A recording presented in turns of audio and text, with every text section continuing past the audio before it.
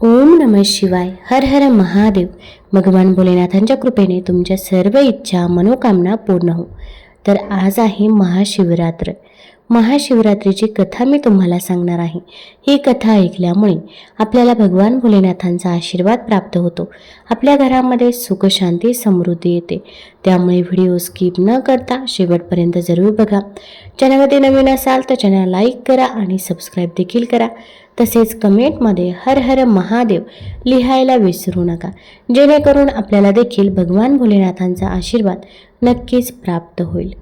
व्याधाची कथा. श्री गणेशाय नमः. जेथे सदा सर्व काळ शिवस्मरण शिव उपासना चालते तेथे सर्व प्रकारचे कल्याण असते. संकटाची छाया सुद्धा पडत नाही. उपहासाने विनोदाने कोणत्याही निमित्ताने शिवस्मरण घडले तरी पापाचा विनाश होतो. उदाहरणार्थ नकळत परिसाचा स्पर्श लोखंडाला झाला तरी त्याचे सुवर्ण होते. औषधाचे नाव न कळता घेतले तरी रोग बरा होतो. लहान बालकाने गवतावर नकळत अग्नी टाळला तरी गवत जळून जाते. त्याचप्रमाणे विनोदाने थट्टेने शिवनाथ मुखात आले तरी पाप नष्ट होते. शिवरात्रीला उपवास जागरण तसेच बेलपत्र शिवलिंगावर वाहून यथासांग पूजा करणाऱ्याचे सहस्रजन्मीचे पाप भस्म होते. प्रातःकाळी शिवदर्शन घेण्यामुळे आधीच्या दिवस रात्रीची पापे, दुपारी दर्शन घेण्यामुळे 7 जन्माची पापे, सायंकाळी शिवलिंगाचे दर्शन घेण्यामुळे अनंत जन्माची पापे नष्ट होतात. सहस्रमुखे असलेला शेषही शिवरात्रीचा महिमा वर्णन करू शकणार नाही. कपिला षष्ठी, संक्रांत, गजछाया, ग्रहण, अर्धोदय, महोदय इत्यादी महापर्वणीच्या वेळी केलेले पुण्यकर्म शिवरात्रीच्या पुण्यकर्मावरून उवाळून टाकावे एवढे अत्यल्प होते. अनेक ऋषी देवदेवता शिवरात्र हा पुण्य दिवस महात्म्य जाणून शिवपूजा जागरण रुद्रघोष करून हे व्रत करतात. माघ मासातील कृष्ण चतुर्दशी हा दिवस मुख्य शिवरात्र जाणून त्या संबंधीचे महात्म्य कथा शौनक आदी ऋषींना सुताने सांगितले. विंध्य पर्वतात राहणारा एक व्याध मोठा हिंसक निर्दयी होता. त्याने असंख्य पशुपक्षी यांची हत्या करून पुष्कळ अपराध केले.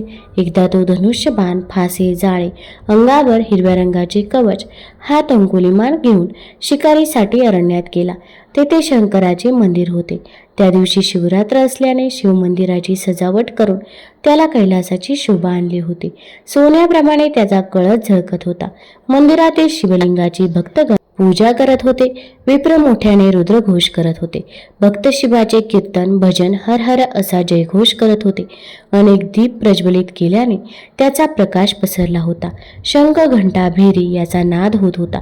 भक्त भक्ती रसनाहत होते. पारधी शिवपूजेचा सोहळा पाहत तेथे उभा राहिला. भक्तगणांची चेष्टा करत मनात म्हणाला, मंदिरातील शिवलिंगाचा पाषाण आणि बाहेर असलेले असंख्य पाषाण यात काय फरक आहे? पण हे लोक अत्यंत मूर्ख आहेत. पाषाणाला देव मानून द्रव्य व्यर्थ खर्च करतात. उत्तम अन्न सेवन करायचे सोडून दिवसभर उपवास करून उपाशी राहतात. शिव हर हर म्हणून घसा कोरडा करतात. असे म्हणून शिवमंदिराच्या उजव्या बाजूने घोर अरण्यात तो गेला. भक्तांच्या घोषाचे विटंबन करत चाला. सायंकाळ होऊन गेली. पारध्याला शिकार मिळाली नाही. फिरता फिरता पारधी एका सरोवराच्या काठी आला.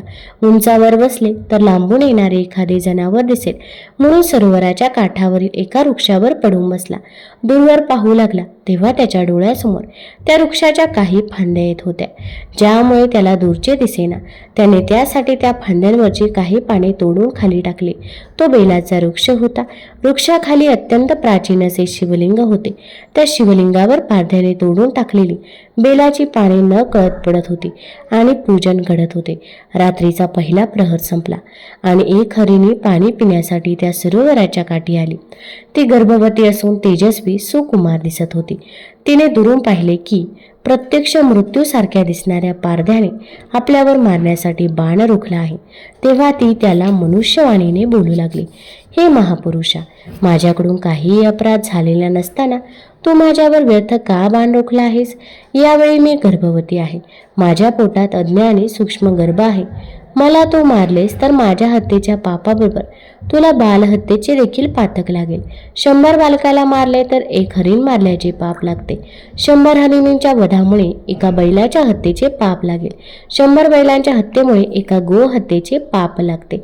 असे असताना तू माझा अपराध नसताना का वध करतोस? पारधी म्हणाला, माझी बायको मुले घरी उपाशी आहेत. मीही आज दिवसभर भुकेला आहे. त्यांच्या उपजीविकेची माझ्यावर जबाबदारी आहे. त्यासाठी मला शिकार करण्याशिवाय अन्य पर्याय नाही. परंतु तू हरिणी म्हणजेच पशु असून मनुष्यवाणीने बोलतेस, एवढे शास्त्र सांगतेस, याचे मला आश्चर्य वाटते. तुझी प्रार्थना ऐकून मला तुझी दया वाटते. मी धनुष्यबाण ठेवून देतो. मला सांग, तू पूर्वजन्मी कोण होतीस? एवढे ज्ञान तुला कोणाकडून मिळाले? हरिणी म्हणाली, पूर्वी रत्नप्राप्तीसाठी देवदानवांनी केलेल्या समुद्रातून निघालेल्या रत्नांपैकी मी ही रंभा नावाची अप्सरा म्हणून उत्पन्न झाले. माझ्या रूपलावण्य, तारुण्य, त्याप्रमाणे नृत्य गायन यातील कौशल्याने अनेक देवदानव मोहित झाले. ऋषी तपस्वी यांनी तपाचरण सोडून माझ्या प्राप्तीसाठी वेडे झाले. यामुळे मी अभिमानाने उन्मत्त झाले. शिवभजन, पूजन, शिवरात्री, सोमवार, प्रदोष व्रतही सोडून देवांच्या संगतीचा त्याग करून हिरण्य नावाच्या दैत्याजवळ राहू लागले. मद्यपान करू लागले. भगवान शिवाची आराधना सोडली. एके दिवशी हिरण्य दैत्य मृगयेसाठी दूर अरण्यात गेला. म्हणून सवड मिळताक्षणी मी कैलासावर शिवदर्शनासाठी गेले. मला पाहताच भगवान शिव क्रोधित झाले. मला शाप देत म्हणाले, तू आणि तुझ्या 2 सख्या मृत्यू लोकात हरिणी होऊन राहाल. हिरण्य दैत्य मृग म्हणून जन्माला येऊन तुमचा पती होईल.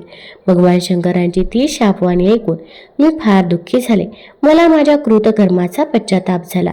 नम्रपणे मी शिवाची प्रार्थना केली की, हे परमेश्वरा, कृपा करून मला शाप द्यावा. तेव्हा त्या दयाळू भोळ्या शंकराने शाप दिला की 12 वर्षानंतर तुम्ही सर्वजण मृगाचे शरीर टाकून मुक्ती आपले मूळ रूप प्राप्त कराल. त्यावेळेपासून मी हरिणीचा जन्म घेऊन आपल्या हरिणाबरोबर या वनामध्ये राहत आहे. आता मी गर्भवती असून माझा प्रसूती काळ जवळ आला आहे. मी आपल्या घरी जाऊन प्रसूत होऊन हा गर्भ त्या ठिकाणी ठेवून पुन्हा तुझ्याकडे येते. मग तू माझे प्राण घेतलेस तरी चालेल. हरिणीचे बोलणे ऐकून पारधी म्हणाला, तुझ्या बोलण्यावर मी विश्वास कसा ठेवू? विविध प्रकारे गोड खोटे बोलून जीव वाचवावा हे सर्व प्राण्यांना कळते. तेव्हा तू केलेल्या महापापाचे उच्चारण करून शपथ घे. हरिणी म्हणाले, मी जर खोटे बोलत असेल तर ब्राह्मण कुळात जन्म घेऊन जो मनुष्य वेदशास्त्राचा अभ्यास स्नानसंध्या करत नाही, सत्य पावित्र्य यापासून दूर राहतो, त्याचे पाप माझ्या मस्तकी पडो. एवढे बोलून ती हरिणी म्हणाली, आतापर्यंतचे सांगितलेले सर्व पापे मला लागोत. मी खोटं बोलेन तर शिवपूजेचा मी अपहार केला असे होईल. तिचा निर्धार शपथ ऐकून पारध्याच्या मनात विश्वास निर्माण झाला. त्याने तिला घरी जाण्याची अनुमती दिली. हरिणी म्हणाली, पुण्यवान होऊन शिवपदी जाशील. पाणी पिऊन हरिणी निघून गेली. पारधी अस्वस्थपणे बेलाची पाने तोडून खाली टाकत राहिला. हरिणीकडून शिव महात्म्याचे निरूपण ऐकले होते. त्याला वारंवार शिवस्मरण होऊ लागले. भक्ताकडून ऐकलेला शिवनामाचा घोष मुखातून होऊ लागला. इतक्यात दुसरी हरिणी पाणी पिण्यास आली. पारध्याने धनुष्यबाण सज्ज केले. ते पाहून हरिणी म्हणाली, हे सज्जन मानवा, माझ्यावर दया कर. मी यावेळी कामसक्त असून मला पती भेटीची ओढ लागली आहे. त्यांना भेटून माझी इच्छा पूर्ण करून मी येते. पारधी म्हणाला, शपथ घे. हरिणी म्हणाली, मी जर खोटे बोलेन तर विहित, तळे, सरोवर, देवाचे मंदिर, देवाची मूर्ती भग्न करणारा, गुरु, ब्राह्मण, वेदशास्त्र, ग्रंथ, संत, माता पिता, राजा यांची निंदा करणारा, मद्यापी, दुराचारी, रणभूमीतून पळून जाणारा, क्षत्रिय, हरिहर चरित्रे नाकारणारा, व्याभिचारी स्त्री यांची पापे माझ्या मस्तकी लागो. हरिणी पुढे म्हणाले, मी पतीला भेटून लवकर येते. हे असत्य घडले तर ही सर्व पापे मला लागोत. पारधी म्हणाला, ठीक आहे, तू जाऊन लवकर ये. इतक्यात हरिण पाणी पिण्यास आला. त्यावेळीही पारध्याला शिकार सापडल्याचा आनंद होऊन त्याने हरणावर बाण रोखला. हरिण पारध्याला म्हणाला, हे महापुरुषा, माझ्या स्त्रिया पतिव्रता आहेत. त्यांना माझ्या मृत्यूच्या कल्पनेने महादुःख होईल, परंतु मी त्यांची समजूत घालून विचारून येतो. त्यांच्याप्रमाणे मी तुला परत येणारे वचन देतो. त्याबरोबर शपथ घेतो की मी असत्य भाषण करेन. हरिकीर्तनात विघ्न करणाऱ्याचे, शूद्र असून ब्रह्मकर्म करणाऱ्याचे, तीर्थयात्रेत अडथळा आणणाऱ्याचे पाप माझ्या माथी लागो. असे म्हणून तो हरिण निघून गेला. पारधी हरिण हरिणीच्या मुखाने होणाऱ्या शिवमहिम्यामुळे भारावून गेला. तो वारंवार शिवनाम जपू लागला. पाने तोडून खाली टाकत राहिला. रात्रीचे 4 प्रहर संपले. शिव जागर झाला. दिवसभराचा उपवास, रात्री शिवमहिमा श्रवण, नामस्मरण पारध्याच्या हातून घडले. अरुणोदय झाला आणि तिसरी हरिणी पाणी पिण्यास आली. आता मात्र हिची शिकार करावी असे त्याच्या मनात आले. त्याने बाण सज्ज केला. तेवढ्यात ती मनुष्यवाणीने बोलू लागली. ती म्हणाली, हे दयाळू मानवा, तू मला मारू नकोस, कारण घरी माझी तान्ही बालके आहेत. त्यांना एक वार पोटभर स्तनपान करून मी पुन्हा येते. पारध्याला आता ही हरिणी काय शास्त्रार्थ सांगेल असे कुतूहल होते. ती म्हणाली, जर मी असत्य बोलेन तर सर्व महापापी माझ्या माथ्यावर येतील. हरिणी म्हणाली, गावाला आग लावणारा, गोब्राह्मणांना पाण्याविना वंचित ठेवणारा, प्रियजनामध्ये कलह लावणारा, पुस्तके रत्ने विकणारा, गर्विष्ठ पुढच्या जन्मी अनुक्रमे क्षयरोगी होतो. या सर्वांची पापे माझ्या माथी लागू. आता पारध्यालाही सर्वांचा विश्वास वाटू लागला. त्याने तिलाही घरी जाऊन बाळांना स्तनपान देऊन येण्याची आज्ञा दिली. त्या 3 हरिणांपैकी पहिली प्रसूत झाली, दुसरीने पतीची भेट मोठ्या प्रेमाने घेतली, तिसरीने बाळाला पोटभर स्तनपान दिले. तेव्हा हरिण म्हणाला, वचन दिल्याप्रमाणे आपण सरोवराकाठी पारध्याकडे जाऊ. तेव्हा ती हरिण पिल्लासह पारध्याकडे आली. हरिण म्हणाला, हे महापुरुषा, आता तू माझा वध कर. हे ऐकून हरिणी म्हणू लागली, हे करणे योग्य होणार नाही. पतीच्या आधी आम्ही मरावे हेच उचित होईल. त्यांचे बोलणे ऐकून हरिण मालके म्हणू लागली, आधी आमचा वध कर. माता पित्याच्या मृत्यूनंतर आम्ही कसे जिवंत राहणार. त्यांची एकमेकांसाठी त्याग करण्याची वृत्ती प्रेम पाहून पारधी चकित झाला. त्याला स्वतःच्या वागण्याची लाज वाटू लागली. झाडावरून उतरून त्याने हरणाचे पाय धरले व म्हणाला, तुमच्या मुखातून मनुष्याच्या आदर्श जीवनाचे मार्गदर्शक निरूपण ऐकले. मी पापमुक्त झालो असे म्हणून त्याने धनुष्यबाण आणि इतर प्राणघातक शस्त्रे टाकून दिली. सद्गदित होऊन त्याने सर्वांची क्षमा मागितली. मला आत्मज्ञान प्राप्त करून देणारे आपण माझे गुरु आहात. आता मला या खोट्या संसाराचा मोह नाही. शिवपदी विलीन होण्याची माझ्या अंतःकरणाला ओढ लागली आहे असे पारधी म्हणत आहे. तोच आकाशातून एक दिव्य विमान आले. त्यामध्ये पंचवदन दशमुख व्याघ्रांबर नेसलेले तेजपूर शिवगण बसले होते. शिवगण शिवमहिमा गात होते. किन्नर स्वर्गीय दिव्य नादमधुर वाद्य वाजवित होते. विद्याधर शिवस्तुती गात होते. देवगण आकाशातून पुष्पवृष्टी करत होते. त्या क्षणी हरिणाची शरीरे मानवी झाली. त्यांना नमस्कार करताना पारध्याचे शरीर शिवगणाप्रमाणे दिसू लागले. शिवगणांनी त्याला प्रार्थना केली. विमानात घेतले. हरिणांनी मानवी देहाने विमानात प्रवेश केला. देव पारध्याच्या भक्तिभावाची स्तुती करू लागले. पारधी त्याच्या इच्छेप्रमाणे शिवपदी विलीन झाला. मृगांना तारामंडळात स्थान मिळाले. भगवान व्यासाने लिंग पुराणात जे वर्णन केले आहे त्याचे मी प्राकृतात वर्णन केले आहे. ही शिवरात्री व्रत श्रवणाने पठणाने पातके नष्ट होऊन जीवन कृतार्थ होते. शिव पार्वती यांची प्रेमकथा विवाहकथा. शिव पार्वती यांची प्रेमकथा सुद्धा एक तत्वज्ञान आहे. पार्वती म्हणजे हिमालयाची कन्या गिरिजा. ती कोणावर भाडे तर सदैव अंगाला राख लावून तासन तास स्मशानात तर कधी कैलास पर्वतावर ध्यान लावून बसणाऱ्या एका वैराग्यावर, भोळ्या महादेवावर. शंकर पार्वतीच्या प्रेमाबद्दल पौराणिक कथा जाणून घेऊया. राजा दक्ष याला कन्या झाली. तिचे नाव सती असे ठेवले. सती बाल्यावस्थेपासूनच शूर आणि पराक्रमी होती. तिचे हे गुण पाहून स्वतः दक्ष राजा आश्चर्यचकित व्हायचे. काही वर्षांनी सती मोठी झाली आणि राजा दक्ष तिच्यासाठी वर शोधण्यास सुरुवात करू लागले. याबद्दल त्यांनी ब्रह्मदेवाकडे याची वाच्यता केली. तेव्हा ब्रह्मदेव म्हणाले, ही आद्यदेवीची शक्ती आहे, म्हणजे ही आदिशक्ती आहे. देवी असल्यामुळे हिचा विवाह आद्यदेवता शंकरासोबत लग्न होणे उचित होईल. ब्रह्मदेवाचे हे म्हणणे दक्ष राजाने स्वीकारून त्यांनी त्याचा विवाह शंकराबरोबर लावून दिला. हा शिव आणि सतीचा विवाह सोहळा म्हणजे महाशिवरात्री म्हणून ओळखला जातो. विवाहानंतर सती शंकराबरोबर कैलासावर राहण्यास गेली. परंतु दक्ष राजा आणि शंकराचे पूर्वीपासून वैर असल्याने ते शंकराला फारसे महत्त्व देत नसे.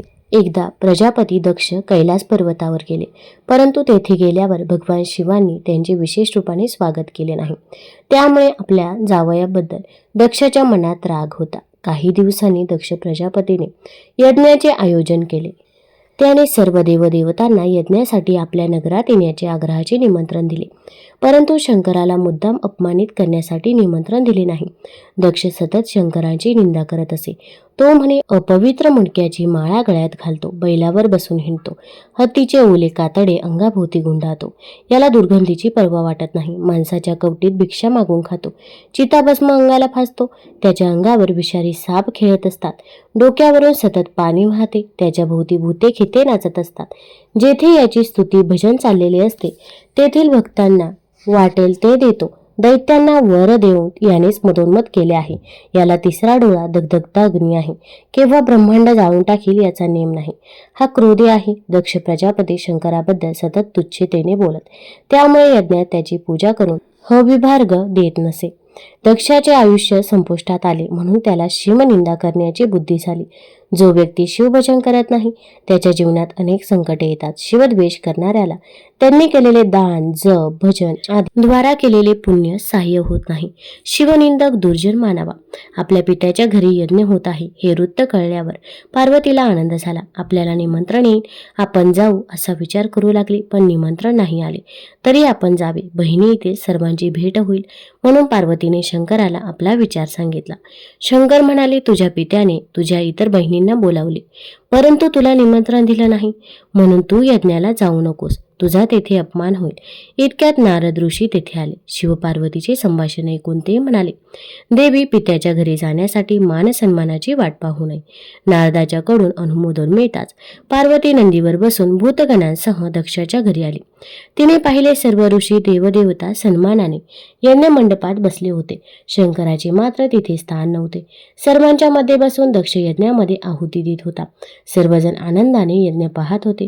पार्वती नंदीवरून उतरून दक्षाजवळ आली परंतु दक्षाने तिच्याकडे पाहिलं नाही. पार्वतीने आपल्या बहिणीचा सत्कार झालेला पाहिला.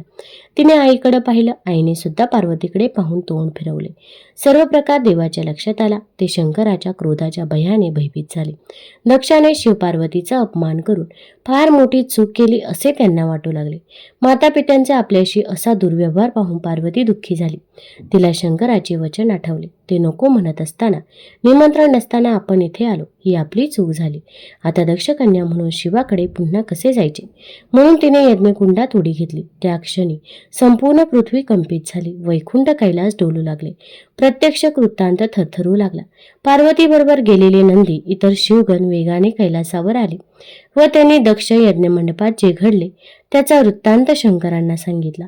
नंदी भूतगणांनी पार्वतीच्या मृत्यूचे वर्तमान सांगतात. शंकराने क्रोधाने प्रलयकारी रूप धारण केले. त्यांनी आपल्या जटा रागाने जवळच्या शिलाखंडावर आपटले. तेथे महाभयंकर हुबेहूब शंकरासारखा वीरभद्र नावाचा अद्भुत वीरपुरुष निर्माण झाला. त्याने शंकराला शांत करण्यासाठी शिवस्तुती केली. त्याचे तेज पाहून 12 सूर्य आणि प्रलयाग्नी एकत्र प्रकट झाले की काय असे वाटू लागे.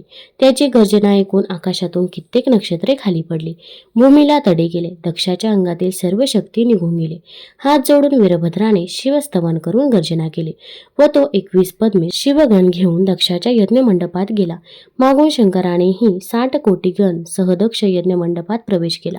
वीरभद्राच्या 6 हातात धनुष्यबाण, त्रिशूल, डमरू, खडक, खेटक अशी आयुधे धारण केली होती. दक्षावर अकस्मात हल्ला केला. त्याला पाहून हातातले आहुती टाकून ऋत्विज पळून गेले. इंद्रादी देव भयाने कापू लागले.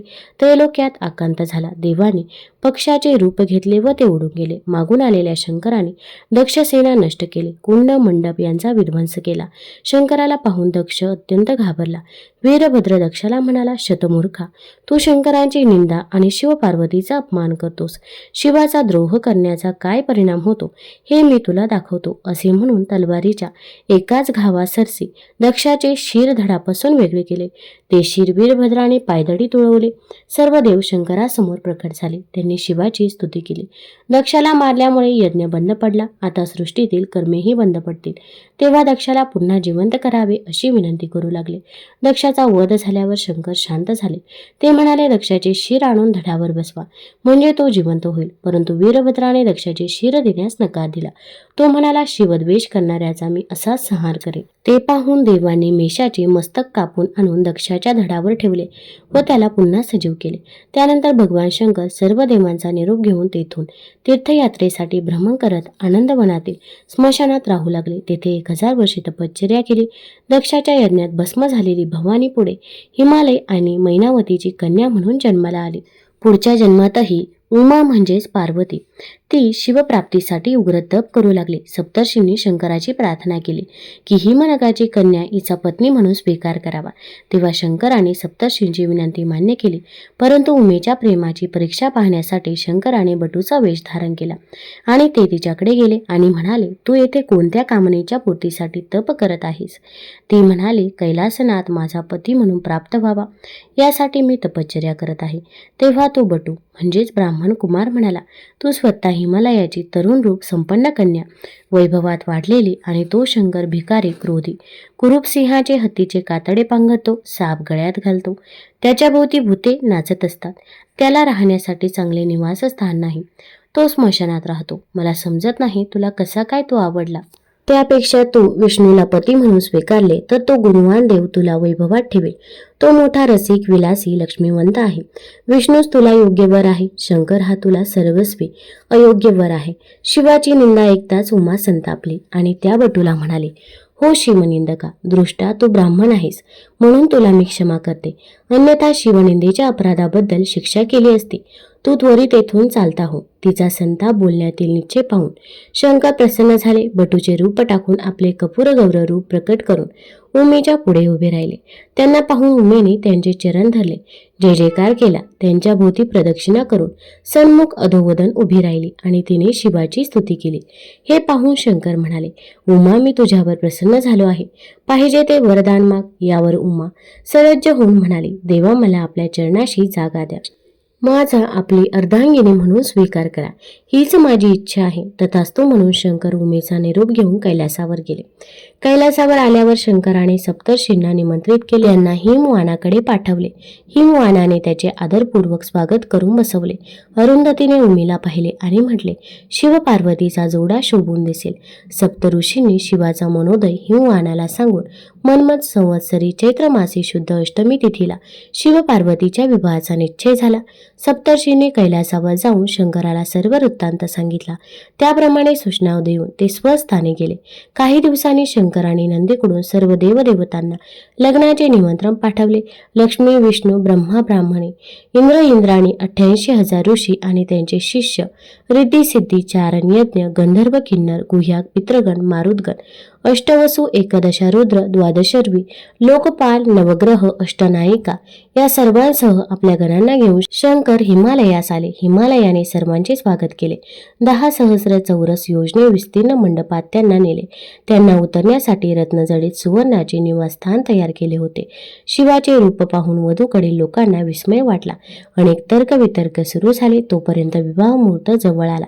विवाह कार्याची सर्व व्यवस्था ब्रह्मदेव स्वतः जातीने पाहत होते. अष्टसिद्धी, नवनिधी तेथे असल्यामुळे कोणत्या वस्तूचे उणे नव्हते. शुभ समयावर हिमालयाने नवरा मुलाला मिरवीत लग्न मंडपात नेले. मधुपर्क आदी पूजाविधी उत्तम प्रकारे केले. लग्नघटिका जवळ आल्यावर वधू सर्व प्रकारच्या आभूषणांनी सुसज्ज होऊन भरजरी वस्त्र नेसून मैत्रिणींबरोबर विवाह मंडपात आले. तिला अंतपटाआड उभे केले. लग्नघटिकाचा निर्देश स्वतः सूर्यदेवांनी केला. बृहस्पतींनी मंगलाष्टकी म्हटले. ब्रह्मदेवाने पुण्याहवचन केले. विधीपूर्वक कन्यादान झाले. लग्न झाले. प्रेमा जोडपे कसे असावे याचे धडे शिव पार्वतीने घालून दिले आहे. एकदा काय झाले, रावण कैलासामध्ये शंकरांना भेटायला आला, पण द्वारपालांनी त्यांना अडवले. कारण शंकर पार्वतीचे काही कारणाने भांडण झाले होते. पार्वती रुसली होती. रागवून तोंड फिरून बसली होती. आता तिथे रावणाला कसे पाठवणार? पण रावणाला आला राग. तो म्हणाला, मी कैलासच उचलून लंकेला घेऊन जातो. रावण कैलास तोलू लागला. पर्वत हलायला लागला. पशुपक्षी, यक्षगण सगळे घाबरून सैरावैरा पडू लागले. पार्वती पण घाबरली. पण भांडण झाले.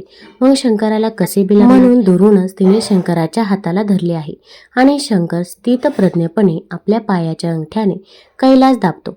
त्या भाराने रावण चिरडला जाऊ लागतो. त्याचा अहंकार गळून पडतो. त्यावर रावण शिवतांडव स्तोत्र गाऊन शंकराची स्तुती करतो. शंकर त्याने प्रसन्न होऊन रावणाला क्षमा करून सोडून देतो. शिव पार्वतीच्या वैवाहिक आयुष्यात चढ उतार पण आलेत. आता हा गंगा उतरण्याचाच प्रसंग पहा. आकाशातून त्रिमुखी गंगा पृथ्वीवर कोसळणार आहे. गंगेचा ओघ पृथ्वीला सहन होणार नाही. म्हणून भगवान शंकर गंगा आपल्या जटेत झेलण्यासाठी उभा आहे. आणि सवत आणली की काय या विचाराने खिन्न होऊन तेथून काढता पाय घेणारी पार्वती, शंकर एका हाताने तिला थांबवत जणू म्हणत आहे, अगं जाऊ नकोस, तू समजतेस असं काही नाही. या भागीरथासाठी गंगेला जटेत झेलत आहे. इतके शंकराचा राग, संताप, तिसरा डोळा उघडणे, पराक्रम गाजवणे वगैरे गोष्टी रणांगणासाठी राखीव आहेत. या दैवी जोडप्याच्या संसारात पार्वती भुळ्या शंकरांची काळजी वाहताना दिसते. जसे समुद्र मंथनाच्या प्रसंगी जेव्हा हलाहल विष प्रकट झाले तेव्हा सर्व देवांनी शंकराकडे धाव घेतली. शंकराला म्हणू लागले, काहीतरी करून जगाला संहारापासून वाचव. तेव्हा शंकराने हलाहल पिण्याचे ठरवले. पार्वतीने त्याला सावध केले, विरोध केला, तरीही शंकराने हलाहल प्राशन केलेच. तेव्हा विष पोटात जाऊ नये म्हणून पार्वतीने पटकन त्याचा गळा धरला. पार्वतीच्या या प्रसंगावधानाने ते विष शंकरांच्या कंठात राहिले. त्यांचा कंठ विषाने काळा निळा झाला. कपुरासारख्या गौरवर्णीय शंकराला नीलकंठ नाव मिळाले. शंकर पार्वतीचा संवाद तर दैवी आहे. कधी पार्वतीने म्हणावे, एखादी गोष्ट सांग ना, की लगेच शंकराने तिला विद्याधर राजाची रोमांचकारी कहाणी सांगितली. त्यांच्या या संवादातून बृहत्कथा या सर्वात मोठ्या आणि प्राचीन कथा संग्रहाचा जन्म होतो. किंवा पार्वतीने कधी योग साधनेबद्दल प्रश्न करावा आणि शंकराने तिला योग मार्गाचे ज्ञान द्यावे. या संवादातून नाथपंथाचा जन्म होतो. कधी पार्वतीने नवल करावे, इतका एकसारखा ज्याचा विचार करत बसला आहात ते गीता तत्व आहे तरी काय. तेव्हा शंकराने तिचे कौतुक करत म्हणावे, देवी, तुझे रूप जसे नित्य नूतन असल्याने तुझा थांग लागत नाही, तसे गीतेतील तत्वज्ञानाचा विचार करू जावे तर रोज नवीनच आहे असे दिसते. ते हरू म्हणे नेनिजे, देवी जैसे का स्वरूप तुझे, तेसे हे नित्य नूतन देखीजे गीता तत्व. त्यांच्या दोघात श्रेष्ठ कोण, कनिष्ठ कोण असे जर शंकराला विचारले तर तो पार्वती श्रेष्ठ आहे असेच म्हणेल. शंकराच्या नावातून पण हे कळते. त्याला पार्वतीच्या नावाने ओळखले जाते. जसे गिरिजापती, उमाकांत, पर्वतीपण, पण पार्वतीची मात्र स्वतःची ओळख आहे. अंबा, दुर्गा, गौरी, उमा, ती कधी स्वतःची ओळख मी शंकराची भार्या अशी करून देत नाही. असे हे चौकोनी कुटुंब आहे. पार्वती ही आद्यशक्ती असून शक्तीशिवाय शंकर अचेतन आहे. शंकर म्हणतात, पार्वती म्हणजे माझे चैतन्य आहे, प्राण आहे. एकदा शिव पार्वती सारीपाट खेळत होती. इतक्यात तेथे देवर्षी नारद ब्रह्मवीणा वाजवीत तेथे आले. त्यांनी शिवाची प्रार्थना केली. आसनावर बसून शिव पार्वतीचा खेळ पाहू लागले. जरा वेळाने ते म्हणाले, केवळ नुसते खेळण्यात मजा येत नाही, काहीतरी पण लावून खेळलं पाहिजे. जो डाव जिंकल त्याने हरलेल्याला आपली वस्तू द्यावी. नारदाचा विचार दोघांना पटला आणि ते पण लावून खेळू लागले. पहिला डाव पार्वतीने जिंकला. शंकराने व्याघ्रांबराचा पण लावला होता, मग त्याने गजचर्मपणाला लावले, तेही पार्वतीने जिंकले. अशा प्रकारे एका मागोमाग एक वस्तू शंकरपणाला लावत होते. पार्वती डाव जिंकत होती. तिने शंकराची 10 आयुधे, सर्व भूषणे, नंदी, शेवटी कौपिनही जिंकून घेतले. शंकर दिगंबर झाला. नारद हसून म्हणाले, अरे रे, एका स्त्रीने तुला खेळात हरवले. तुझा काय महिमा राहिला. सर्व सृष्टी मायेच्या अधीन आहे. तू तर निर्गुण निराकार आहेस. तुला मायेने सगुणपण दिले. तू आता विवस्त्र झाला आहेस. भक्तांना दर्शन कसे देशील. नारदाचे बोलणे ऐकून शंकर नाराज झाले.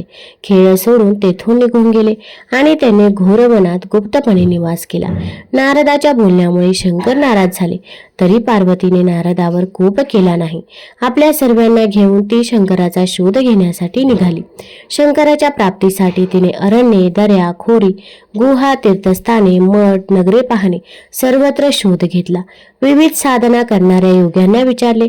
कोणी पंचाग्नी साधना, कोणी केवळ धूम्रपान करून तप करत होते, कोणी मौन पाळणे, शिवकीर्तन करणारे, सदा यज्ञ करणारे, 14 विद्या 64 कला जाणून वादविवाद करणारे, पुराण सांगणारे. कोणालाही शिवाचे दर्शन झाले नव्हते. त्यामुळे त्यांना विचारून पार्वतीला काही साध्य झाले नाही, कारण शंकर कोणाच्याही ध्यानात आले नाही. आधी माया विश्वजन्य शंकराचा शोध घेता घेता थकून गेली. विष्णू ब्रह्मा हे सुद्धा शिवदर्शनासाठी तळमळत असतात. शिवप्राप्तीसाठी ऋग्वेदाने कर्ममार्ग, यजुर्वेदाने ज्ञानमार्ग, अथर्ववेदाने उपासना, सामवेदाने गायन सांगितले. न्यायशास्त्राने जीव ईश्वराप्रमाणे समर्थ होऊ शकणार नाही असे सांगितले. मीमांसकाने कर्ममार्ग, सांख्याने प्रकृती पुरुष यातील भेद, पतंजली ऋषींनी योगमार्ग, व्याकरण शास्त्रज्ञांनी शब्दविभाग सांगितले. सर्वांचा निराश झाल्यावर जे उरते ते ब्रह्म असे वेदांती म्हणतात. अशा वेदशास्त्रांना अगम्य ब्रह्मानंदरूप शिवाचे नाव घेऊन पार्वती घोर अरण्यात शोध घेत असताना सर्व तत्व शोधून आल्यावर मनोमनी शरणागत होऊन ध्यान करू लागली. तेव्हा तिला ध्यानात शिवाचे दर्शन झाले. हिमालयावर एका निर्जन स्थानी शंकर आत्मसुखात तल्लीन होते. पार्वतीने विचार केला, याच वेशात शंकरापुढे गेले तर सारी पिठाच्या खेळातील हार आठवून शर्मेने पुन्हा क्रोधित होतील. कदाचित माझ्याबरोबर येणारही नाहीत. म्हणून पार्वतीने भिल्लिणीचा वेश धारण केला. मोरपिसाची वस्त्रे धारण करून ती शिवापुढे नृत्य गायन करू लागली. तिचे गायन ऐकण्यासाठी, नृत्य पाहण्यासाठी आकाशात विमानाची देवदेवतांनी गर्दी केली. अष्टनायिका, किन्नर, गंधर्व तन्मय झाले. पशुपक्षी वैरभाव खाणेपिणे सोडून तिच्याकडे पाहू लागले. पवनाची गती थांबली. चंद्र मोहित झाला. शेषाने डोक्यावरील पृथ्वी बाजूला ठेवून नृत्य गायन पाहण्याचे ठरवले. चंद्र सूर्य तिच्या पायातील नुपूर झाले. देव भुंगे होऊन तिच्या भोवती फिरू लागले. तेव्हा शंकरही आपले ध्यान सोडून तिच्याकडे पाहू लागले. पार्वतीच्या नेत्र कटाक्षाने शिवाचे मन आकर्षित झाले. त्यांनी साधना सोडली. ते भिल्लीन वेशधारी पार्वतीजवळ आले आणि तिला विचारू लागले, तू कोण आहेस? कोठे राहते? इथे कोणत्या कामासाठी आलीस? तुला पाहून माझे मन कामसक्त झाले आहेस. तूच मला या पीडेपासून मुक्त करशील. तुझ्यासारखी सुंदर स्त्री त्रिभुवनात नाही. तू माझ्याबरोबर विवाह कर. तुझ्या इच्छेप्रमाणे मी तुझा सेवक होऊन राहीन. यावर भिल्लीन म्हणाले, तुम्ही कैलासनाथ शंकर आहात हे मी ओळखले. उन्मीसारखी सुंदर स्त्री सोडून कैलास टाकून इथे का बसलास? तुमच्या दृष्टीने मी परणारी आहे. तुम्हाला तुमचे मन ताब्यात ठेवता येत नाही. तुम्ही कसले तपस्वी? शंकर म्हणाले, मी उमेवर रागवलो. तिचे तोंड पाहावेसे, नाव घ्यावेसे वाटत नाही. भिल्लीन म्हणाली, माझा पती फार रागीट आहे.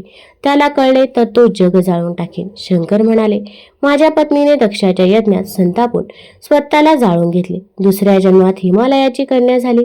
ऋषींच्या देवांच्या सांगण्यावरून मी तिच्याशी पुन्हा लग्न केले. पण तिने सारीपटात कपटाने पण लावून माझे सर्वस्व हिरावून घेतले. भिल्लीन म्हणाले, पुरे, तिला कपटी म्हणता? तुम्ही स्वर्गंगा आवडली म्हणून डोक्यावर धारण केलीत. हे कपट नाही का? कैलासनाथ म्हणाले, तिने शुंभ व निशुंभ दैत्य युद्धात मारले. ती क्षणात सृष्टीची घडामोड करते. आता तिने येऊन माझी विनवणी केली तरी मी कैलासावर जाणार नाही. भिल्लीन म्हणाली, भवानीने तप करून तुम्हाला प्राप्त केले. तिच्याशी तुम्ही 2 वेळा विवाह केलात. तिचा त्याग तुम्ही केलात. तुम्ही माझ्याशी प्रामाणिक राहाल याबद्दल विश्वास कसा धरावा? त्यातून द्यूत खेळून तुम्ही सर्वस्व हरलात.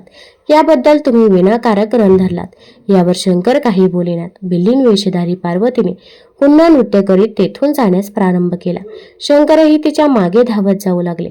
तेव्हा भिल्लीन थांबली व म्हणाले, तुम्ही माझ्याबरोबर माझ्या घरी चला. तेथे मी तुमच्याशी विवाह करीन. बरे म्हणून शंकर तिच्याबरोबर चालू लागले. भिल्लीन वेशधारी पार्वतीने त्यांना बोलवून कैलासावर नेले. तेथे सिंहासनावर बसवले. तेथे पार्वतीने त्यांची पूजा केली. गळ्यात फुलांचा हार घातला. त्यांच्या चरणावर हात ठेवून आपले मूळ स्वरूप प्रकट केले. पार्वतीचे रूप पाहून शंकर चकित झाले. दोघे जण मनपूर्वक हसू लागले. शंकर म्हणाले, भवानी, तू धन्य आहेस. माझी समजूत घालून तू मला परत आणलेस. तुम्हाला जर या शिवपार्वतीच्या कथा, महाशिवरात्रीची कथा आवडली असेल तर चॅनल लाईक करा, सबस्क्राईब करा आणि आपल्या मित्रपरिवारासोबत जरूर शेअर करा. धन्यवाद.